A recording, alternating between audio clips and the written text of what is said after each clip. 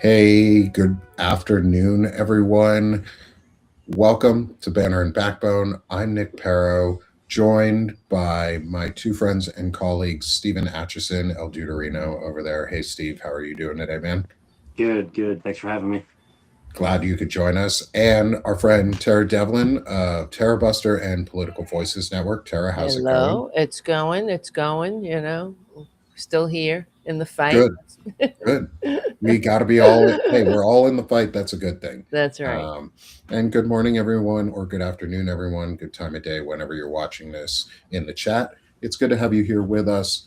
It's Banner and Backbone. I'm Nick Perro, and this is the Anti Fascist Book Club. We are back for our fourth discussion into Christopher Matthias's To Catch Fascist. We're somewhere in the middle of the book, part two ish. I don't really, we don't, we're not Hmm. really tracking explicitly We at the should moment. we should probably, see We where. should probably do that again, like we did with the last book. Yeah. Where, sorry, Uh-oh. the dog Oh. bells are going off. The kids are all home, so we may hear dogs and children in the background, but that's normal for us around here. Um, It's all good. but we're somewhere in the middle of the book right now for To Catch Fascist. And we're here with the Anti Fascist Book Club. Over on the right side of the screen, way over Stephen's head, is a QR code for VFF AFBC Guide, which is the Veterans Fighting Fascism Anti Fascist Book Club Guide. And that will get you all the information on how to start your own Anti Fascist Book Club. We highly recommend it. In fact, one of the reasons we do this show is so that people can have the knowledge and are armed with the information they need to start their own book clubs and to participate locally and to create their own anti-fascist movements, because fascism here is here, and the only way through it It is. and the only way out is through. So we can't go back, so we got to get through it. So we need to all be anti-fascists together. And so what this book club is, it's a learning resource. It's here so that we can all learn about what anti-fascism really is, also what fascism is, and then how we fight back and go on offense, and how we put real pressure on fascists and real consequences on fascists so that we can stop them. What it is not a radicalization tool. You should already be radicalized because fascism is here, and fuck that. Um, and so let's confront fascism now and learn about it. And we're going to do that through To Catch Fascist, which Chris Goldsmith has said is the book he wishes he could have either written or had years ago, because it defines really well a lot of what's going on and how we should be fighting it and going on offense against it. So, Stephen, Tara, I'll hand it over to you right now to see any real key things that you guys want to point out for like quotes or chapter parts that you found really important and powerful. And we can start building our discussion Yeah. on that. I was just looking up what chapter I was on. I'm gonna be famous boys, I think it's called, something like that. Mm. And where Victor is he reveals himself as the infiltrator, and and of course this puts the Patriot Front group into a panic, and I don't want to give it away, actually, the whole thing, but and then they start doxing these people, and these Mm-hmm. people, there are real life consequences for these fascists who are anonymous to each other too. That's the other thing about this group. They all go by pseudonyms, and they are very cautious about that, because there are, I mean, we still live in a society where that has consequences, even though they're relaxing. Because one of the things that struck me too, there was this in this book, the horrible story about the pregnant woman who was lynched. Oh God, yeah. Yeah. And how they were trying to put up um, memorials to her. And this is the current day, and they gave up finally because these memorials kept being vandalized and shot at, or taken down completely. and that in itself says where we are as a society. Sure. And I mean, I don't, it's just, I didn't know about that story, on my own. And it's horrific. And but these are the ghosts of the past are not that past. We are not evolved out of that time yet. And so this is what the book is pointing out, that we, that in many ways, the fascists, when they were going under the KKK hoods for a while, because they also, back when the KKK was started, there were some repercussions to being an open member of a hate group. And but now they said that they don't. What struck me in the book was a quote about how the hoods are off now because they're in the halls of power. These people that they're, that the KKK is having a hard time recruiting because there's no need for them because they've been so successful in policy and in power that Yeah. yeah, they're not attracting the same numbers, because what's the point? We're in the White House, we're in Congress, we're writing laws that are targeting the groups that that these hate groups are formed to target. So that's what struck me, really, that we have a lot of work to do. And I do think that that we are backsliding, of course. And in fact, I was going to talk about this tonight on my show at 8:30 on the Tarabuster YouTube channel, and so come and join us. But the United States has been downgraded in democracy, the democracy index, as far as press freedom. The U.S. has been downgraded for the first time in generations. So we have to, this is what we're dealing with. We're in the middle of a coup. Let's not kid ourselves. We have our work cut out for us. Yeah, no, I don't disagree that we're in the middle of a coup. No, Stephen, totally. What are I your know. thoughts? That's what we're doing here. I'm gonna pull up real quick while you gather your thoughts here real quick. I'm gonna read the quote around the individual who Tara was talking about from the book. So if you have your own copy of the book in the hard copy version, it's on page 91, and it's about Mary Turner. So preface, this is graphic, this is about violence, this is about a lynching. So if you don't want to listen in, turn your volume down for about 30-45 seconds here, and then I'll give a thumbs up when I'm done reading the quote and when we get back to talking it. Just a quick disclaimer. At the time she was lynched, Mary Turner was in her 8th month of pregnancy. The delicate state of her health 1 month or less previous to delivery may be imagined, but this fact had no effect on the tender feelings of the mob. Her ankles were tied together and she was hung to the tree, head downward. Gasoline and oil from the automobiles were thrown on her clothing, and while she wriggled in agony and the mob howled in glee, a match was applied and her clothes burned from her person.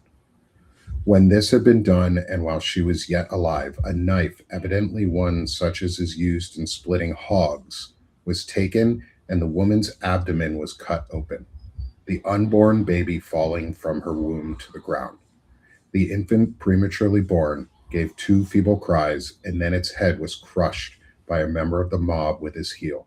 Hundreds of bullets were then fired into the body of the woman, now mercifully dead, and the work was over. Disgusting, right? That's one, like, they're still fighting to get, like, in 2020, the Mary Turner Project announced the markers removal. Like, Right. we're backsliding. Yeah. So badly. Like, we need to stop. There was an interesting point, Stephen, your thoughts on this. There's an interesting point, and the idea of red came up. Is one of the organizations was called Red Shirts. And I want your thoughts on, like, maybe the symbolism that we have red hats and red hoods and red shirts, and why they keep coming back to this, and any of your thoughts on where we're at on some of this discussion. Okay, thumbs up. We have read the quote, so you can come back. Stephen? Well, I guess something in the comments section is kind of amusing me. Sort of took my mind a little bit in a different direction. A guy named Jim down there is talking about having heirloom trees in his yard, and it's captivating the farmer in me. And so I just wanted to acknowledge that little side conversation going on there. Heirloom trees are awesome. I have a lot of them as well in my front yard. And so anyway, sorry. Yeah, I like the little quote before on the page before that on 90 from the one who was doing the reporting on this with Walter White, I think his name was, which is odd. Walter White. I wonder if that has any connection to the show Breaking Bad. But Yeah, I wonder. I read that and I thought that too a little bit. yeah, I actually had a cat named Walter Whitepaws for a time. Oh, that's so cute. Yeah, our cat is Frank from Shameless. I don't know if you're familiar with that character. I know that show too. One of our dogs is named Kilo because he was white when he was a puppy. Oh. He was about the size of a kilo of cocaine, so we called him Kilo. The quote on the page before in 90 just really like talks about how he spoke with somebody who was there to witness it, and how they said, the best show, mister, I ever did see. You ought to have heard the wrench howl when we strung her up. And then he talks about how he did the best he could to cover his nausea just by hearing the story, not even having been there. And that's sort of where I was at reading, the more graphic depiction on page 91, is just how nauseating that can make you. I mean, I remember some scenes from my deployment that were, pretty nauseating, that stick with me, smells, sounds, that kind of thing. And I can only imagine, I can't imagine, I should say, what was going through their mind, both watching and reporting on this, and just how traumatic of a time that was for our history as a nation, and how we really have never reconciled that. We've never fully, acknowledged that these things happen, and I talk with some of my, I don't want to say, like, just less educated friends on these topics, and speak about reparations and what that could mean, and it just is like they don't have any context for that, and how much damage this nation has caused to people through fascism and through the KKK and all these things that just see a resurgence every so many years. We just see another resurgence of these kind of movements. And to me, when you talk about red hats and red shirts, like, that's just the next iteration of that same mindset and this white superiority complex that some people have. So it's just where my mind went at reading through those. Yes. And, this whole anti-DEI agenda it doesn't outright say, oh, we support lynching or whatnot. They wouldn't publicly do that now. But it does align with a long tradition of attacking any effort to remedy the kind of racism that produced Mary Turner's murder. And while it gives political cover, right, to to the resentment of civil rights progress, really. So that's what we're witnessing now. Anything that has anything to do with someone who's different, and what's the American experience? There are so many. There's such a variation of the American experience, and being a white, rich, male right winger is not the only one that needs to be honored. Black people, immigrants, we all have different American experiences, and they all need to be honored and recognized and embraced. That's what it feels to me. That's what it means to be a patriot, is to recognize that and to want to make a more perfect union. Because that's how you do it. You do it because you don't do it by denying what we are at our essence, which is what Republicans do. We are a nation of immigrants. They hate that, clearly. They all want us to be from, I guess, Norway. That's an acceptable place to be from, or Ireland? Without realizing the Nordic model is like democratic socialism. Yeah, right. Except for all the freedom and happiness that they have, right? Yeah, the DEI conversation is always an interesting one, and it's like, well, okay, you just don't want that form of DEI, but like you want this neo DEI that we're seeing now, where like we're putting in the least qualified people into these highest positions in the administration just because they're willing to do whatever Trump tells them to do. Yep. And I think like that's its own form of DEI, but toxic DEI. Yep. I mean, forget a meritocracy. I mean, that's the whole thing. There is just like you're saying, you only have to have one qualification, and that's complete loyalty to the con man squatting in the White House, who is also unfit and hates America. They really are, the domestic enemies the founders warned us about, in my opinion. It's destroying the country from within, and not just literally. They're literally destroying the system of government. That's what they're trying to do with this SAVE Act and all that. But on top of it, they poison people's minds. They poison our diversity. They poison our unity. With a country that's unified will never fall to a fascist demagogue. So, you see, they need it. Yeah. They need a bad guy. They need some demagogue to run over the top of it. And it's you alluded to it earlier, and I want to read about the Triceratops is out in the kitchen, buddy. I've got kids home again. It's spring break, and we've got the nephew over as usual. So nothing different for anyone who's been following all week. Hey, everyone, it's Nick, the stay-at-home dad, doing stay-at-home dad things while he's podcasting. No, I mean, I'm not apologizing because I don't apologize for things that are you don't have to apologize for. I stopped doing that. And people seem to enjoy having the kids in the background because it makes it so that, remember that we're human too. And this is what we're fighting for. We want them to have a better country, really, than they're getting right now. Yeah. I want my kids to have something better than what I've got.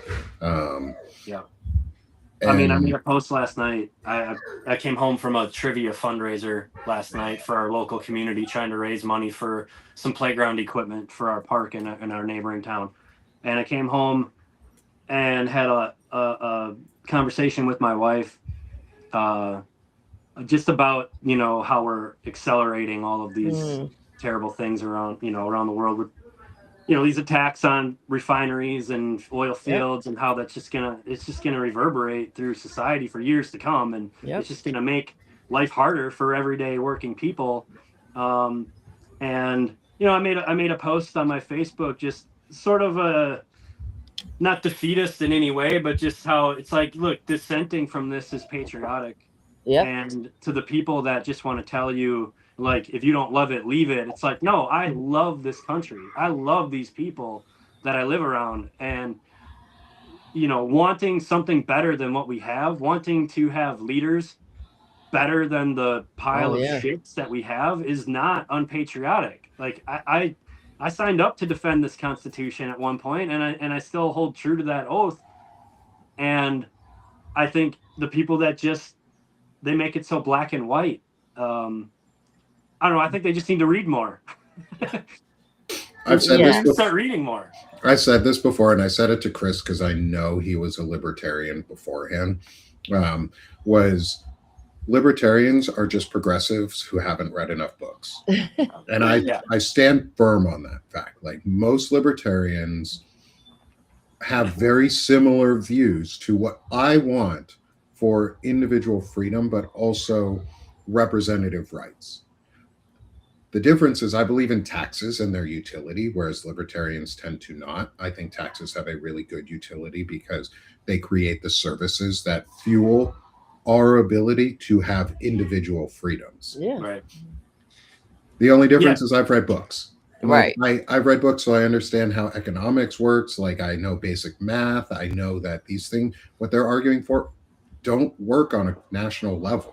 It doesn't. It's never worked. That's why when people talk about libertarianism, it's very, to me, it's very juvenile, and it's the ideology. It's like you're saying, people who haven't read enough books, they're not exposed enough. They hear this. I guess it sounds very manly. It's a lot. It's usually men who are like, oh, libertarianism, because they don't want to pay their fair share of the price of admission into a civilized society. That's what taxes are. We pay, ideally, we pay taxes so we can get some services out of it, because we are an interdependent and interconnected species. You don't like that? Fuck off to the woods, like the Unabomber. Go live in the fucking woods. Okay. But they definitely praise folks like the Unabomber. And right. It's fucking weird what they do. Yeah, but I remember. Ahead, sorry, I remember Libertarian Chris. Oh, really? Tell us about Libertarian Chris. Yeah, I remember. I'd love to hear this. Oh, that's fun. And he was a ran for Ron Paul. Oh my at the time God. for a while. Yeah, it was it's funny. We all go through our phases. But I have a couple of friends that identify as libertarian, and I always ask them, like, have you ever tried to privately crowdsource to rebuild your road? Yeah. Have you ever done that? Like, how hard is that to do? And there's no answer for it. And I got one buddy on my social media who's kind of a troll, who wanted to have a contest about the books we were reading. And I said, all right, post your books. And while it was all Jordan Peterson self-help books on audio in his collection, and I was like, yeah, that tracks. That makes sense. Oh boy. Yeah, because they have tried. There have been rich ideologues of libertarianism that have tried to inflict that mania on, for example, Sears. The company Sears was destroyed by libertarianism. The guy who, let me look the guy's name up. He was a libertarian, and he's like, oh well, I'm going to manage my my company in my libertarian ideals, and he destroyed it in like 2 years. It went bankrupt because he set every department against each other. All the managers were like in competition. I remember when Sears went under. Yeah, that was because of Eddie Lampert. That's his name. Sears went from being the dominant national retailer, shaping how Americans shopped through catalogs and all that, and they could have kept pace with the changing world, but instead of investing in stores and innovation, he leaned into cost cutting, stripping everybody of their budgets, like what they're doing to the United States right now too. But it was because he's a libertarian, and what does he give a shit? Because he's rich anyway. He was a rich trust funded brat anyway, so no matter what, people's jobs, their livelihoods wrecked, it won't matter to him because he'll be fine no matter what. But he used libertarian philosophy and it destroyed Sears. And there's another town, it's called Liberland. Let me see.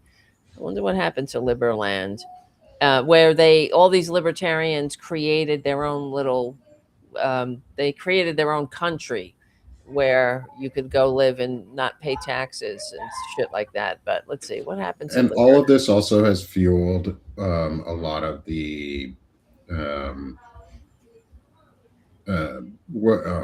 sorry, I forgot their name. The sovereign citizens. Oh yes, so this has fueled the sovereign citizenship movement, where they don't believe that they fall under our laws and they're not citizens, yet they still vote and they drive our roads, participate in our system. They just don't want to pay taxes on anything. Right. And so they're like, man, I'm a sovereign citizen.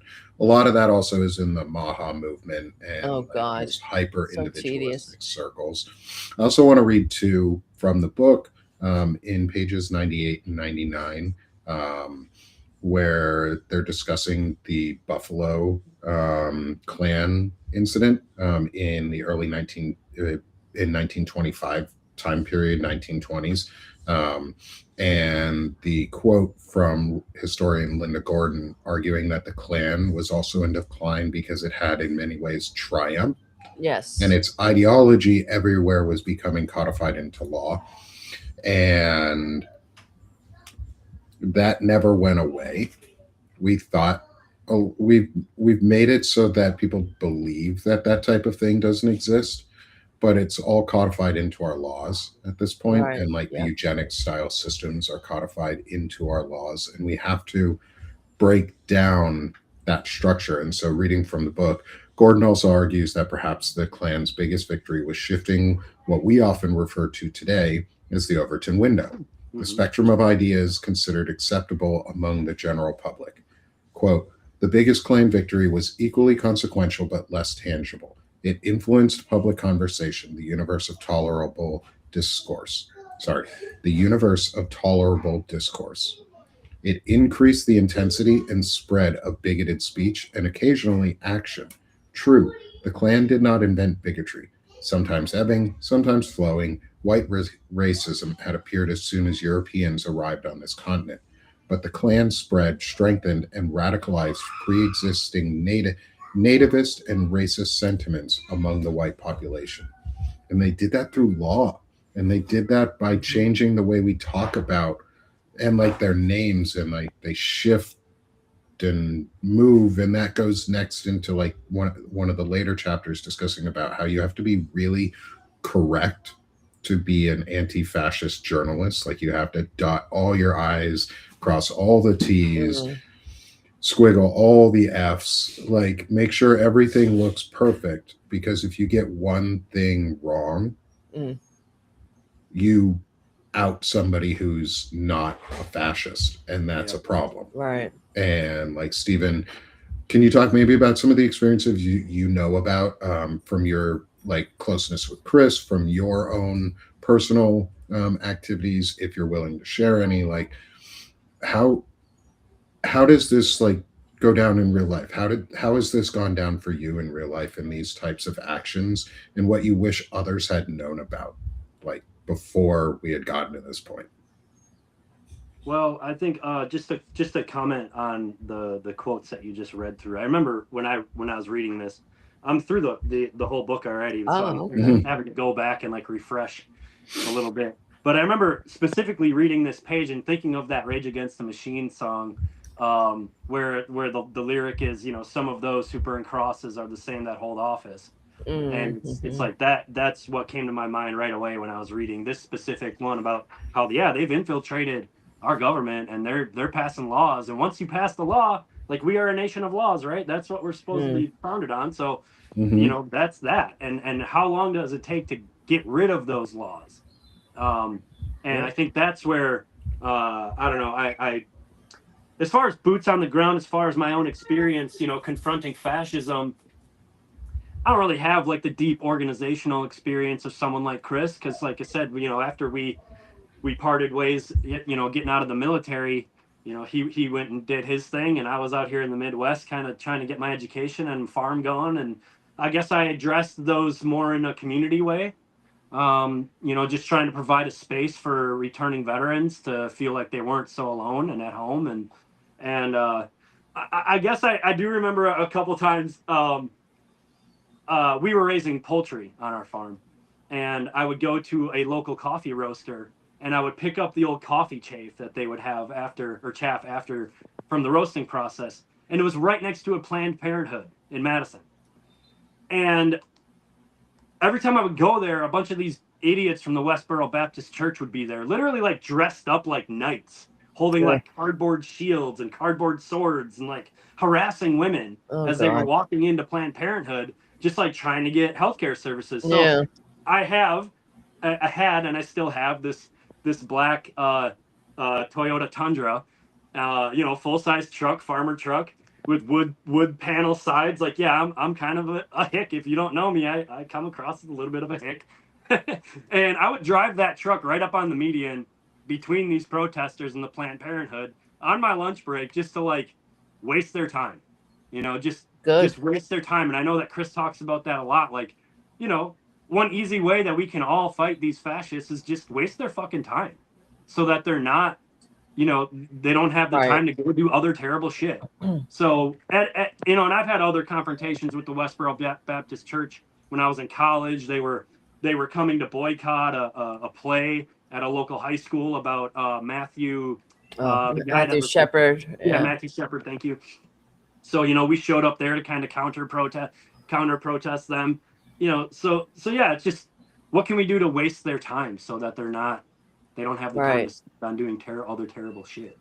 But it also sends the message that we won't tolerate your bullshit here, too. That you can't just go around spreading your hate without any kind of challenge from decent people in this town. And that if they were met with complete silence, silence is complicity, really, and it's enabling. And I know it's hard for people to stand up, but I'm of the belief that you can't let any of this go unchallenged. Any lie, any thing like that, like you're talking about. I'll be your Huckleberry. Exactly. And it is worth continuing to like call this shit out like every single time we see it. It is absolutely worth, like, the unmasking efforts. I still think we're to the point where unmasking will work. Because all of these folks are wearing masks still in these local efforts to, like, just be human, change the conversation a lot. So, like, if you're in your community and people know who you are and they see you just as a normal human, and they can also say, oh, this is what an anti-fascist looks like. Yes. They take that as a good thing. Like, they want to see people do it. But also, like, I'm looking in the YouTube comments. There's a whole thing going on about the Alberta separation from Canada and like unit, like freedom there. And I'm like, that's such a trap for Canada, is like to try and disintegrate themselves. What a stupid idea that would be. That's such a play for weakening the strength and unity of that nation. Like, that's just a play. That's so that MAGA can spread its influence. It's this Overton window shifting of, like, oh, Alberta would be better as part of the U.S. Or Donald Trump is consistently saying things like, oh, Mark Carney is the governor of the 51st state, or whoever the president of Cuba, like the president of Cuba is actually the governor of the 52nd state, or some stupid shit, or Venezuela. Like, the more they say this, the more it becomes real. It's this big lie effect of, you lie enough and that lie becomes reality. That's what Donald Trump, that's what fascism is. Like, that's what these facsimiles are. Like, they take the worst and then they subtly shift pieces of it and then change their names so that it sounds less threatening. It's broader, but because it's part of either the legal landscape of the country, where it's codified in the law, where police officers can do certain things, or ICE can do things, or slave patrols can do things, or things like that. If it's codified in the law, people just go, well, it's legal, I can do it. Just because it's legal doesn't mean it's right. And we found that out in the Nazi regime. Like, we can't use that excuse. Just because it's a legal action does not mean it's a morally right or ethically right action. And like, them consistently putting these things out, it's how we got to Maha and RFK Jr. with his fucking brainworm killing people. Or Elon Musk and Peter Thiel and others who believe in eugenics. The Curtis Yarvin philosophies of the world is the eugenics. We're doing this on a global scale. And eugenics was part of the KKK philosophy, because they want a pure white society, and the only way you get there is through a eugenics movement to kill everybody who's not white and who's not pure in your eyes. And they've globalized it. We're waging a global war of eugenics right now. What's happening in Iran is a manifestation of the KKK's platform on a global scale, because the Strait of Hormuz is where a ton of fertilizer comes from for the world. Farmers are going to get fucked. Yeah, that's The meat industry in the US is about to get slammed. Prices of meat are going to go skyrocketing. Stephen, you can probably talk about this on like how these types of downstream effects happen and what that looks like. This is a global war of eugenics and terror that we are waging, and it's going to have really strong impacts on communities. So, Stephen, what from your experiences, what do you see as a way we can actionably do something about it, either in our local spheres, like parallel systems, or just what have you seen help to garner community trust and building to fight this? Yeah, well, I used to be a lot more heavily involved in my local farmers union than I am now that I'm not actively farming. But when I was, um, that right around that time was when they passed all the getting rid of country of origin labeling, or cool they call it, country of origin labeling.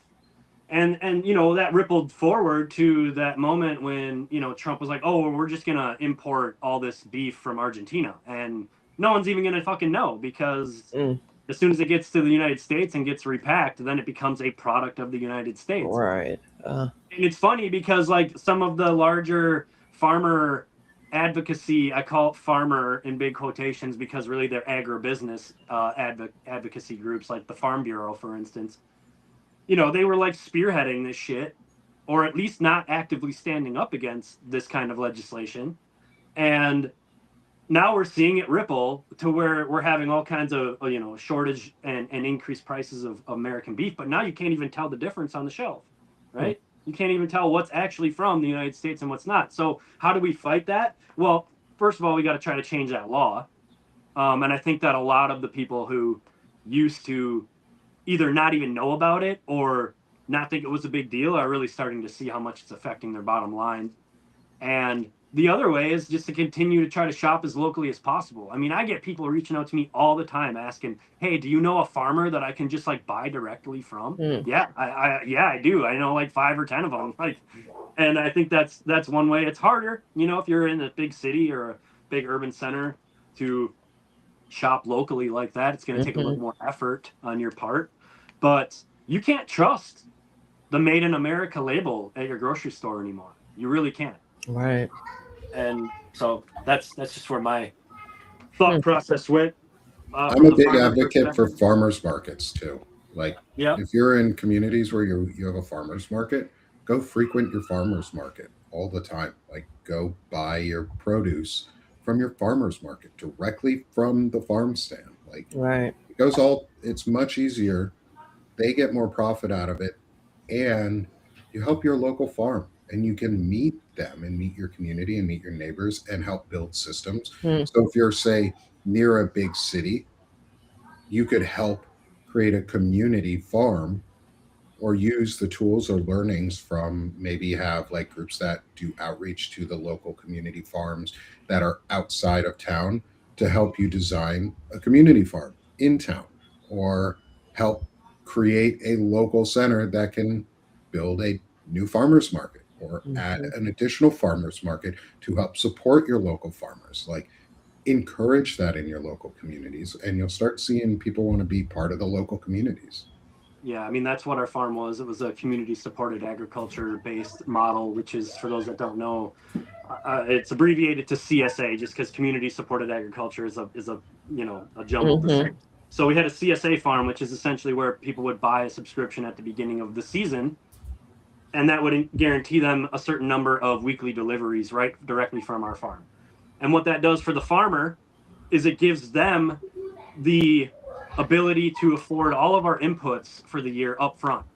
Because the traditional farming model is based on going and getting a big operating loan from the bank at the beginning of the year with interest, in the hopes that at the end of the year you've made enough to pay back that loan. So essentially a CSA is flipping that completely on its head, and our customers, our bank, at zero interest. and the promise is that you will then get your weekly subscription for however long they sign up. There's a lot of different terms and a lot of different programs that we offered, but yeah, I used to sell at 4 different farmers markets a week in the Madison and southern Wisconsin area, and it was a lot, man. It was like 100 hours a week that I was working, or more some weeks, but it was so fulfilling to me at that point in time in my life. Like, I had just kind of gotten out of the military and post college, and just still sort of like didn't know who I was and didn't know what I wanted to do. And so I had this opportunity to go and volunteer on a farm that we were members of as a CSA member. And it took me like a week of volunteering there, where I was just like, yeah, this is what I want to do. And got, very short period of time, we had built up a 140 member subscription CSA in the local Madison area. And then we started the farmers market with our local VA hospital, which was very rewarding, being able to feed veterans as they were coming in and out of the VA hospital. And so, yeah, go and support your local farmers market, get to know your farmer, go out and ask to volunteer on their farm. Excuse me, I'm still kind of getting over a little bit of illness here, but it's all good. This is also to a point where we can take like the model and move it to a parallel system. Is this has to start out first on the local level, where people want to be part of these CSAs and want to be part of these community structures anyway. And then we shift them from community separate to the service that it is as part of the local government. And you ingrain that into law to replace the old structures. And then instead of separately paying for your farm subscription on like your farm or your dairy and other subscriptions that maybe you pay for, those are part of your taxes. Those are just built into the tax structure. Simple, no processing fees from the government. It's just going, the government is the compiling agency, because the government doesn't need extra money for taxes to run this shit for the most part. Like, most of this can be a computer service that says, boom, yeah, it's input, here it goes. We can build these societies where the people are driving the system, and it rewards us for that. Like a direct loan at the beginning for Stephen. We'll keep using Stephen as the example here. Is like a direct loan to Stephen at the beginning of a year to buy all his equipment, to buy all his seed, to buy the allotted fertilizer that he needs, to buy or fix up his tractor, do a couple things that are required for the work. Okay. There's still some left over, because in the budget it states here's a auxiliary fund that everybody is held in the tax base, and if someone needs it on a farm, boom, it goes into that system. That's just our money saying we want our food supported. Food infrastructure, and why one of the reasons we're talking about this right now in my mind is food safety and food infrastructure is one of the most important things a nation needs, and we've broken that. And we're breaking it even more with this war in Iran and the closing of the Strait of Hormuz. Is we're breaking our food infrastructure services, and we're causing a national security emergency, because we are hurting our own people, and we're hurting our own nation's ability to produce. Sorry, I'm playing with my gain. Let me know if it gets too much here. What are you doing? Oh, your gain on your mic? Yeah, I'm trying to play on the gain on my mic. It sounds really loud, I think. It's okay. It sounds fine. Oh, okay. You mean the kids sound loud, or you? Or I hear I don't know if anybody hears the kids in the background. Yeah, we can hear them, but you can hear it, but you're louder, so it's not like they're drowning you out or anything. Okay. Are they drowning everybody else out? Is my concern. I don't think so. Okay. We can Let me know in the chat too. In the chat, yeah, what they hear. If there's any issue on the sound, I'm playing around with my mic just a little bit.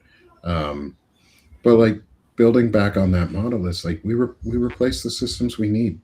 We affect the change that we need, and that's sort of where we're at right now in all of these discussions is anti-fascism, and it closes out one of the chapters too.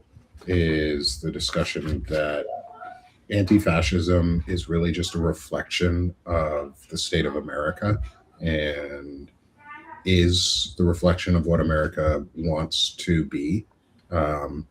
And as that increases in visibility, the more we reflect ourselves positively, and the more we can fight back against these movements. And why, like I said earlier, I still believe that unmasking works right now, and we're not at a state where unmasking would be ineffective. Mm-hmm. Mm-hmm. Well, we can still put costs on people for their radicalized views, maybe not as heavily as we used to 10 years ago or even 5 years ago, but still enough that a majority of people might wake up and go, oh, my neighbor's a fucking racist who hates me. That seems right. bad. Well, right. Which And maybe it'll just wake up people Mm-hmm. that are disenfranchised or disaffected. Right. Again, for those who are in the audience, we are reading To Catch a Fascist by Christopher Matthias. We're in the middle section, somewhere around part 2, beginnings, mid part of part 2, and discussing pieces there, and earlier in the book. And so we're discussing different events that have happened. We opened up with the Mary Turner story about her being brutally murdered and lynched in the, I think, early 1920s, I believe it was. Mm-hmm. And I could be wrong. Don't quote me on that date.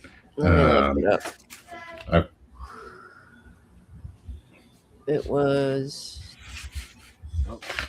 Mary Turner,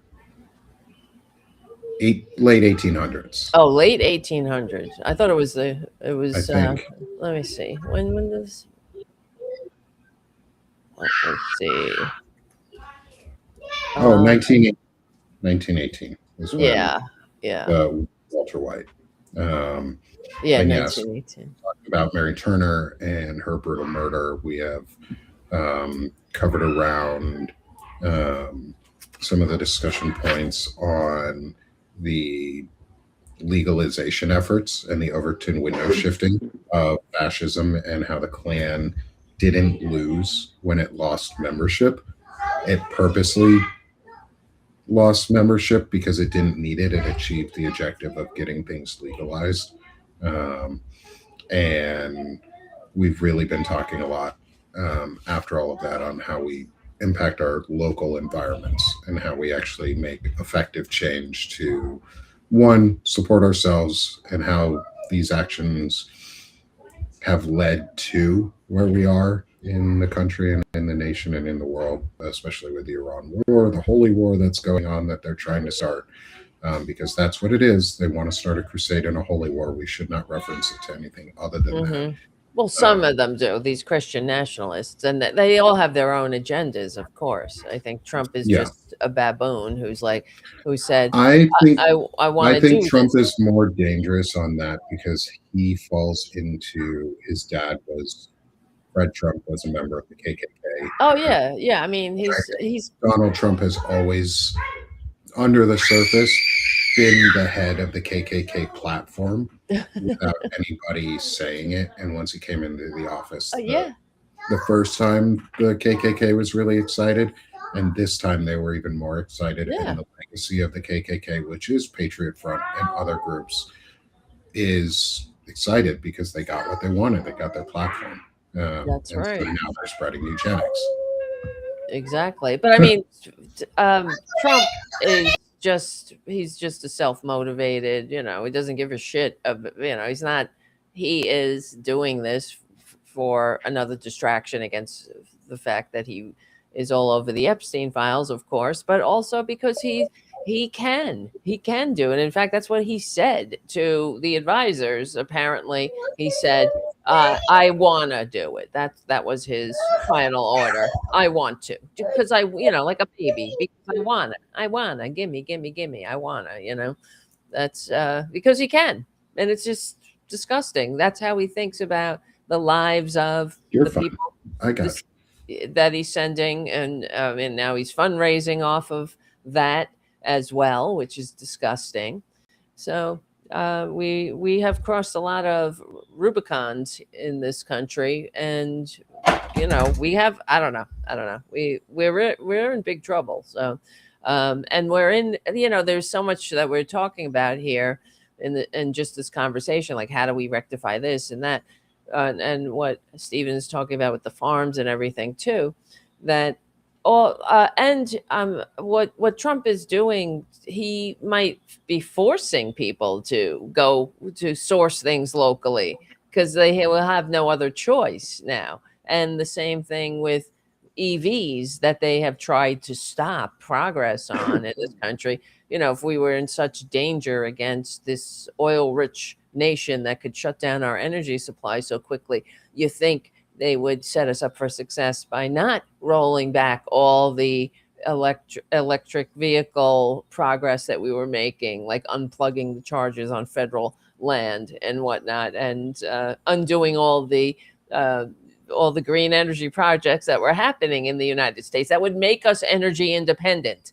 Okay. This is what gets me fucking nuts. And I mean, going back to, we've talked about it on my show many times, going back to Reagan taking the solar panels off the White House. And, these Republicans have never set us up for success. And it's disgusting to me that, and now I see, a lot of MAGAs are waking up, they supposedly, because the gas prices are high. Well, good. Isn't that nice? But I'm so sorry that your morality prevented you from seeing what we were dealing with the minute he came down the escalator calling Mexicans rapists. Because any American who understands this grand experiment in liberal democracy recoiled from that, as if from a hot flame, because he was using the same old fascist playbook of vilifying minority groups, lying about minority groups, targeting minority groups. I mean, that's Trump. He never met any group of human beings he didn't want to divide. So he is a cancer. He is evil. And what was it? Senator Warnock, after the State of the Union, he gave a great summary of it, what it was like to be in that room listening to it. He said there is a danger. It's like listening to a demon. He unleashes this division, and he just pours gasoline on the fire of hate wherever he goes. It's disgraceful. And that the other thing is too, what we're witnessing too with Iran. And of course, they're trying to, one good thing is that the American people aren't falling for it. Nobody wants to go to war in the Middle East. We're done. We're done with this bullshit, and we don't believe you that, Trump, there was no imminent threat. We know that. We had a deal with these people and that was working. And then to go to our European allies and try to shame them that they're not joining in. Right. But here's the thing, I'm glad they're not. But I don't know about you, but the American people don't want to be, because they're saying that, oh, well, maybe we'll rethink our alliances. Do you want to be part of, Saudi? You want our, like Russia, their allies are the Iranians, their allies are the North Koreans. Is that what we want to be as Americans? That's who we are. I thought we were the good guys, right? So, whatever. We have a reckoning. I got over my good guy myth, my good guy narrative, like a long time ago. Mm-hmm. And when I was deployed, when I was deployed in 2005 to Solder City, my job was to help escort our brigade commander. I was the lead driver of a 3-truck team that escorted our brigade commander, highest ranking officer in Baghdad, Mm-hmm. To every single funeral that our unit took. Oh, wow. And so I attended over 60 funerals in the 11 months that I was there. Mm. And it was all IEDs. It was all the same roads that we were driving, where the you know, the ones getting blown up and driving on the same roads. And when I came home, you know, of course we go on leave. One of the first missions that my platoon was given was to perform funeral duty down in Florida for, I don't know, 3 months. Because the Florida National Guard had gotten deployment orders, so they needed someone to fill in. So my platoon got the fucking orders, like, hey, we need some high speeds down in Florida. Oh, let's get all them forward observers. They know what they're doing. So we got tasked with doing it for 3 months. And I mean, you know, so this whole debacle that we're seeing with trying to fundraise off of these images coming out of, you know, dignified transfers, and I mean that really just hits home for guys like me. So disgusting. Yeah. I mean, you know, I don't even know how many troops in those 3 months, and not just active duty troops, but you know, older veterans from other generations too. But you know, I've done the 21 gun salute. I've done the white satin gloves and black beret and dress greens in the hot Florida sun while moms are crying, and you know, like. It just hits really home, and it just brings all that back front and center to a veteran like me. And what does that actually mean? And someone like Donald Trump has no fucking idea what that means, how disrespectful he can be. You know, and I try not to be hyperbolic with some of the things that he does, but he really is a fucking disgusting person. At his core. And it's just so narcissistic when I observe his behavior. I can't. You know, there's just different types of people in this world, right? There's people that just need power. They need to have that dominance over others. And it's not who I am. It's not who I'm trying to like raise my kids to be. And I want to back up about, you know, energy independence. Like I definitely don't try to put myself out there as one of these like prepper, you know, hyper individualistic libertarian types like what we talked about earlier. But I do think that fascism is, you know, the corporation and the state merging as one, right? And so the more that I can reduce my reliance on the corporation, that's what I'm striving for. We grow like a lot of our own food right in our front yard. We save seeds. My partner Steph and I have got into breeding our own seeds, more so her, but I do a lot of the grunt work. But in 2020, when COVID hit, I don't know, it's something just really urgent inside of me was like, I gotta remove myself from this energy independence on this corporation that really doesn't give two shits about me. So I installed my own solar. I rented the equipment. I dug the fucking 7-foot deep footings, you know, and installed our own system. And I have literally had a credit on my bill every month since then. There you go. And I have been able, at that point in time, I was able to take advantage of the 22% federal tax credit on the system, which that was literally like, I think in his second term, that was maybe the very first thing that Trump did away with. Yeah, was the federal tax credit that's for what they individuals to install their own solar arrays. Like, it doesn't get more clear what their objective is. Disgusting. Well, that's the power. The power of the government to tax is one of the things that they do to encourage certain types of behavior. So for him taking away these credits for EVs and for your own producing your own solar and all that, or energy, is just says everything of what we're dealing with here. And then he goes and attacks Iran, and when nobody, you know, everybody advised except for the maggots advised otherwise, everybody knew what was going to happen. And all prices are going to go up. Now they are going up. I see it myself in my daily life. I have to order cat food, prescription cat food for one of my cats, and you know, it's gone up like a lot by a lot. I don't even think we've begun to see like the fertilizer issue really scares me. It really does. We're not done. That's going to be a year out. You're so 100%, because by the time done, there's going to be, this is only the tip of the iceberg here. We have only yet begun to feel the pain, and some are going to feel it more than others. But I feel bad for all these farmers who voted for this. You voted for, not you, whoever. They voted for Trump like 78%. What the fuck is wrong with you? And then they're like, I want my Biden credits. Give me my Biden credits. But, Yeah, well, that's how you say thanks. Why? What the fuck was wrong with you? Why are you voting for this monster who fucked you the first time? I Yeah, don't, you know. the Inflation Reduction Act is like actually a huge farmer giveaway, in a lot of ways, in that it massively increased the NRCS budget to do conservation. Well, Mm-hmm. conservation is really an agreement between the government and private landowners.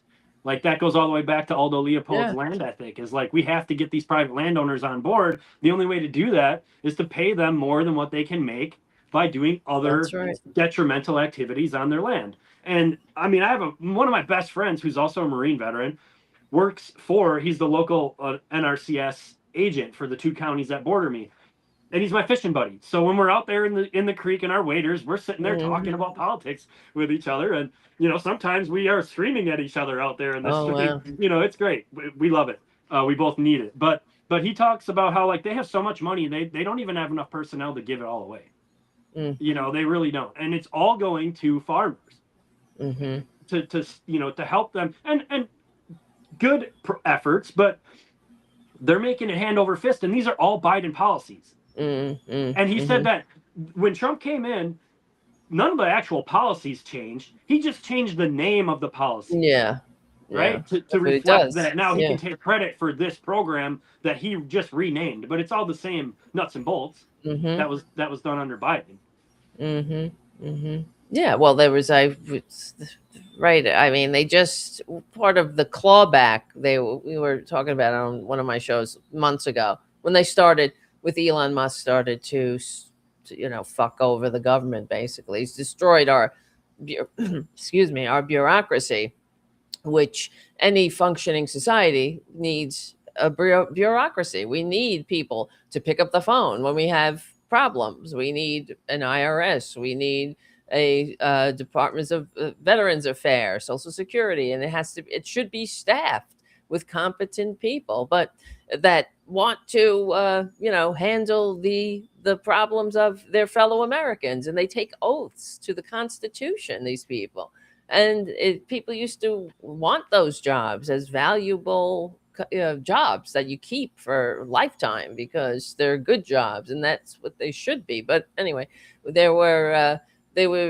talked about it. There was one town that was some people were committing, unaliving themselves, and because of all the repercussions of these Trump policies, of them losing, of course, with the tariffs, losing their market to sell. I think they were soybean farmers or something. And yeah, he's putting these people out of business completely. So they were all compounding the soybean farmer stuff too. And like recent developments with soybean farmers is, guess what? Number one crop needs fertilizer in the US is corn. And they're not going to be able to grow corn because the Strait of Hormuz and 30% of the world's fertilizer isn't shipping right now. So farmers aren't going to be able to grow the corn that they need. Soybeans take less fertilizer, so they're easier to grow, but cows and some animals can't eat soybeans. Right. And now there's no market to fucking sell soybeans because China is buying from Argentina because we gave Argentina $40 billion to rebuild their soybean industry instead of focusing on our own soy. Circle of life. It's disgusting. This snake eating its own tail is they've caught back up to the head. Like they're getting to the point where they're about to eat the back of their own fucking head. And it's like if you he has done so much damage to this country, you have to look at it through the lens that he's trying to kill this country. I can't imagine it being worse. Well, I'm sorry. Let me knock on wood or whatever. I don't want to say that. I don't want to put that into the universe because it can and will get worse with this fucking idiot. But it's, everything that they've done to set us up for failure here from Maha, measles is back. And I mean, it's only getting worse. There's fucking polio in New York now. So let me look this up. I mean, it's just like things we were progressing on. And now I just saw a stat. 78% of the world, of our European allies, have a negative feeling of the United States now. That it was the exact opposite. right? So this is what they have done to us, our reputation, everything from Mhm. soup to nuts. We're going in the wrong direction. And Yeah. I don't know. People have to wake up that, you know, it's stupid to be and this is what they do to get back to the book, to turn us against each other. And that's one of the things that when I was reading the book, thinking about how, just how stupid it is to hate other, just other people because they have darker pigment or whatever. There's some stupid difference without a, distinction without a difference that they focus on. Like, just leave people the fuck alone and live your life. And, we can have a nice little blip of time together. Like, you know what I mean? But Yeah. And I think with that, we're right at the oh shit. little over our hour actually, which is totally fine because I'm glad these conversations go the way they do, natural and long sometimes. Um, however, I've got kids at home, so Yes, um, I got I you. I gotta couldn't I jump couldn't off. tell. You couldn't tell. This week is Right? next week is going to be even louder because it's spring break, so all the Oh kids are going to boy, be home. spring break. Yeah, so this will be fun. Yeah, and to respond to that final comment on our Substack chat is, oh, Putin absolutely loves this shit. Yeah, Putin seeded all of this. The Mm-hmm. USSR helped seed a lot of what we're currently seeing as they went from the Soviet Union to what they are now. They Yep. downgraded themselves on purpose to make themselves less threatening, and then they told us they would defeat us from within. And they have fostered the accelerationist and Groyper movements across this nation, the sovereign citizen, these Maha movements. Yes, Putin does love this shit. Oh yeah. He Oh does. yeah. Putin loves everything except for what we're saying. Donald Trump doesn't like what we're saying. What we're trying to do isn't really fighting against Donald Trump, isn't fighting against Putin themselves. It's fighting against the system of fascism. Yep. And that's what we're trying to stop, is fascism itself, so that the environment never can be created again where a Putin or a Trump would be able to get into power in the first place. That's right. And that's what we're trying to do. So thanks everyone for being with us. I'm going to switch us over here to allow all of us to promote ourselves and tell people where they can find our work and how they can support us. Hopefully it's on. Yep. Good. Perfect. Tara, I'm going to start with you. I'm going to switch it off the banner and backbone real quick. Is Tara, Thank you. tell people how they can find you and support your work Well, and what you're doing. do that little QR code there, and you could subscribe to my Substack. And tonight we have a show at the YouTube channel, youtube.com/Seafood channel/Tarabuster.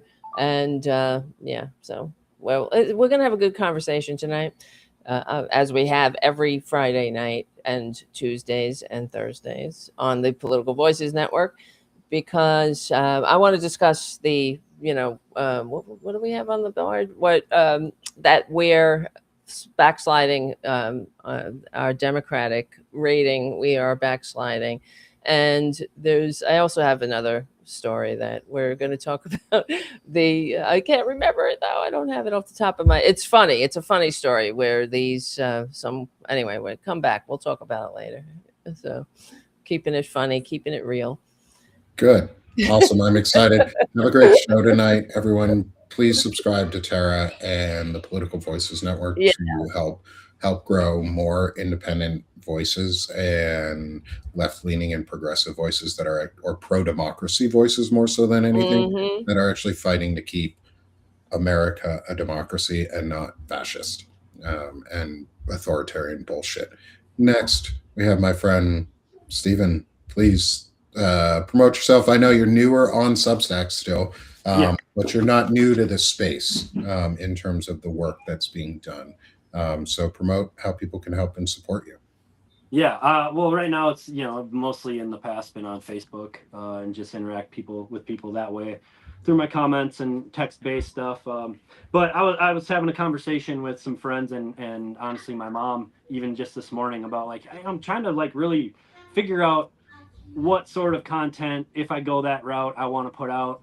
I don't necessarily just want to be another reactionary voice in the crowd. Not that there's anything wrong with that, but one thing I really am passionate about is cooking. I love to cook, and it's partly what got me into farming.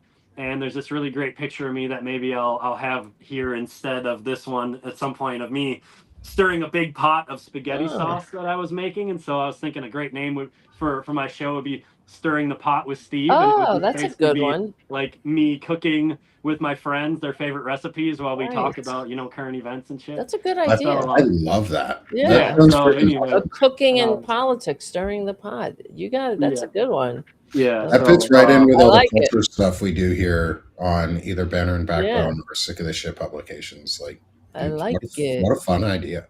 yeah. So I gotta kind of collect my thoughts. And speaking of spring break, my wife is on spring break next week, so I'll probably be not available. We're going on a little excursion as a family Okay. together. Uh-oh. So There's trying that to word again, excursion. excursion. Yeah, just a little one. Just a little one. Anyway, I appreciate both of you a lot. Thank You you. guys You really too. make my day. So thank you. Thank Thanks you. for joining us, Stephen. I'm glad you were able to join today again. And everyone, please subscribe to both Tara and Stephen. And then when you're done subscribing to them, come subscribe to me at Sick of the Shit Publications. That's my other home, doing my masculinity discussions, intelligent masculinity. Stephen's been one of our recent guests. Had a really great interview with him. This week we talked to Wajahat Ali and Ken Harbaugh, both incredible interviews. Waj's interview is out. Ken's will be out later today. And yeah, just thanks everyone for participating in helping grow something that a manosphere that doesn't suck. And as we say on the show a lot, is just suck less. Yes. Which you can buy the water bottle. They are always in my show notes. And you can go to our shop link through any of the show notes or email. If you want to get anything from there for Sick of the Shit publications. If you are a paid subscriber, you get 5% off if you go through the button on the email. And I'm trying to create a space that is open and a dialogue for chronic illness and masculinity, and a place where men can be proud of themselves and who they are and express masculinity in a way that's intelligent and showcase it for other men to be able to see what that type of content looks like and what those actions look like. So come join Sick of This Shit publications if you're into that. Building a manosphere that doesn't suck. There you go. And finally, come support Banner and Backbone here, the network that's putting a lot of this together for us. I'm helping.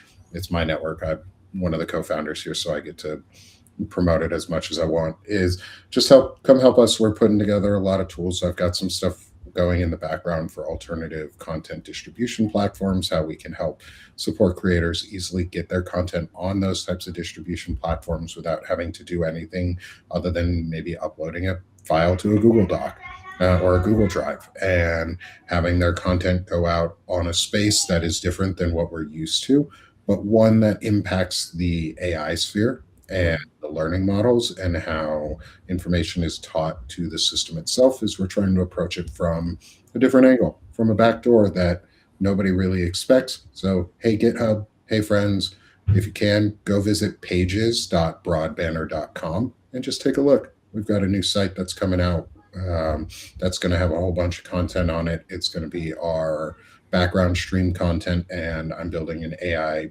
assistant agent for myself to help formatting so that nobody else has to do anything. All they have to do is hit the file and it formats for them. And so we're building tools like that to help other creators get their content out there in unexpected places too. So come join us here at Banner and Backbone. We'll be back next week. We might not. It sounds like we won't have Stephen with us for next week. But we will be back next week, at least Tara and I. Hopefully Chris will be back with us too for next week's Banner and Backbone's Anti-Fascist Book Club. We will be continuing our read through To Catch Fascists by Christopher Mathias. I will include a link for the book directly to the publisher. So if you want to buy through the publisher, there will be a link in our post show notes for you to be able to do that. Next week, we will probably introduce what book we will be going to after we're done this one, so that when we complete this conversation, everybody already has the next book and we'll go. So thanks, y'all. Have a great Thank you. Go do something anti-fascist today, which means go hang out in your community, go be a positive influence, go spread something fun and spread joy. If you've got an instrument, go play an instrument in the park. Go make some new friends. Go be fascist. Go be social. Have a great day, y'all. Thanks, Stephen. Thanks, Tara. See you everyone soon. in the audience, we'll see you next week.